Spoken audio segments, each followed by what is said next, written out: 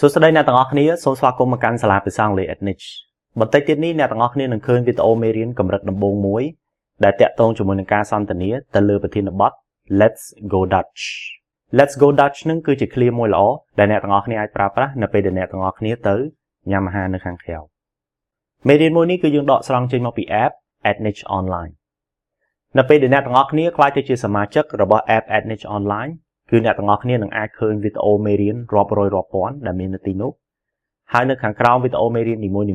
អ្នកទាំងអស់គ្នាមានលំហាត់សម្រាប់អនុវត្តទៀតហើយសម្រាប់ការបង់ថ្លៃហិតតែពិសេសទៀតថ្លៃសមាជិកភាពចូលទៅក្នុង app Edniche Online ហ្នឹងគឺត្រឹមតែ 2000 រៀលប៉ុណ្ណោះក្នុងមួយថ្ងៃឥ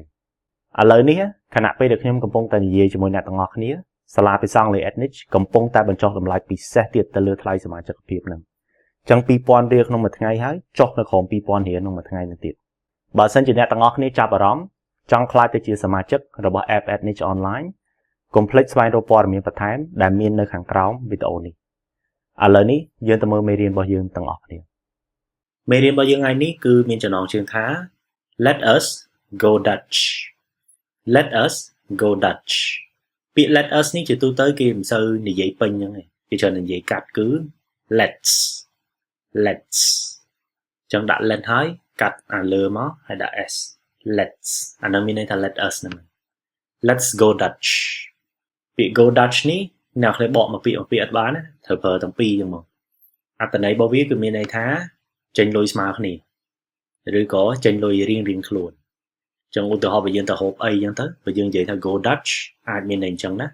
ចេញលុយផ្សេងគ្នាហ្នឹងអាចមានន័យពីរទៀតទីមួយគឺចេញស្មើឧទាហរណ៍ទៅ2នាក់ចឹងទៅហូបអីទាំងអស់គ្នាចឹងណាហើយចេញស្មើបើអស់20រៀលចែកមកអ្នក10រៀលចឹងទៅ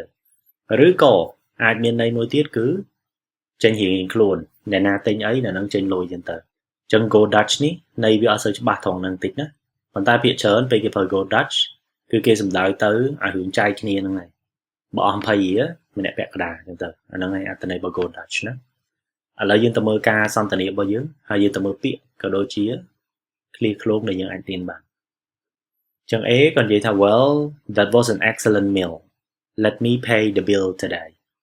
Well that was an excellent meal let me pay the bill today ចឹងយើងអានសិនណាអ្នកទាំងអស់គ្នាអានតាមខ្ញុំទៅព្រោះខ្ញុំអាន2ដងឬក៏អ្នកទាំងអស់គ្នាអាចស្ដាប់ការអានរបស់ខ្ញុំសិនហើយចាំអានពីក្រោយទៅខ្លួនឯង B Oh no you should not do that Let us go Dutch We both are students after all Oh no You should not do that. Let us go Dutch. We both are students after all. Okay, how much is my share? Okay, how much is my share? It is $15 altogether. It is $15 altogether.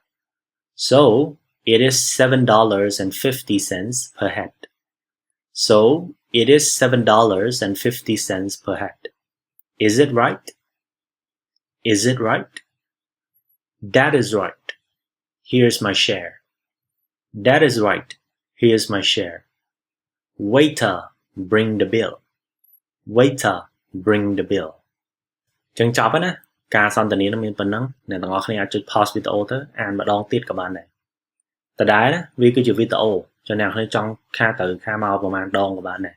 ចឹងកុំចាប់អារម្មណ៍រឿងខ្ញុំនិយាយលឿននិយាយយឺតអីហ្នឹងពីព្រោះថារឿងបជាលបឿនគឺវាស្ថិតនៅលើអ្នកនរគ្នាហើយ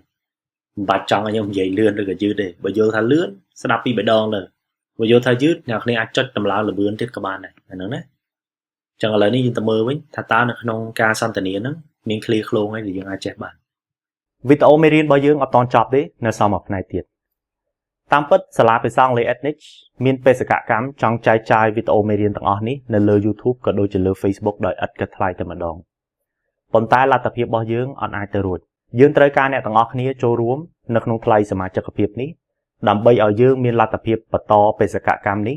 ផលិតវីដេអូមេរៀនឲ្យកាន់តែមានគុណភាពបន្ថែមលំហាត់សម្រាប់ឲ្យអ្នកទាំងអស់គ្នាធ្វើដើម្បីឲ្យការសិក្សារបស់អ្នកទាំងអស់គ្នាកាន់តែមានប្រសិទ្ធភាពខ្ពស់ទៅមុខទៀតអ្នកទាំងអស់គ្នាអាចចូលរួមជាមួយយើងបានដោយក្លាយទៅជាសមាជិករបស់ app Edniche Online ហ្នឹង Well that was an excellent meal let me pay the bill today គេថា well ពាក្យ well ហ្នឹងអត់មានន័យអីណាកុំបកប្រែថាល្អអញ្ចឹងមែនទេ well ដូចយើងនិយាយចោលអាហារនេះគឺឆ្ងាញ់មែនតើណា meal អាហារណា excellent នេះមិនមានន័យថាអាហារអត់ល្អអត់ខ្ចោះចង់និយាយថាអាហារឆ្ងាញ់ let me pay the bill today សូមទុកឲ្យខ្ញុំចេញលុយថ្ងៃនេះ pay the bill គឺចេញលុយណាពាក្យ bill មានន័យថាវិក័យប័ត្រ pay ហ្នឹងគឺបង់ថ្លៃអញ្ចឹងបង់ថ្លៃវិក័យប័ត្រគិតទៅគឺចេញលុយហ្នឹងហើយទុកឲ្យខ្ញុំចេញលុយថ្ងៃនេះ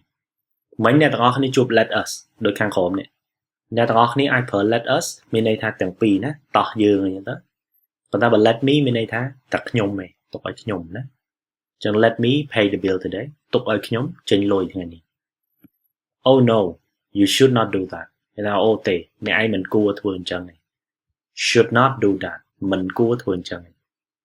let us go Dutch សូមយើងចែកលុយគ្នាចេញទៅខ្ញុំបានបញ្យល់ម្ដងណាចឹងអ្នកគ្នាអាចប្រើអញ្ចឹងណា let us go Dutch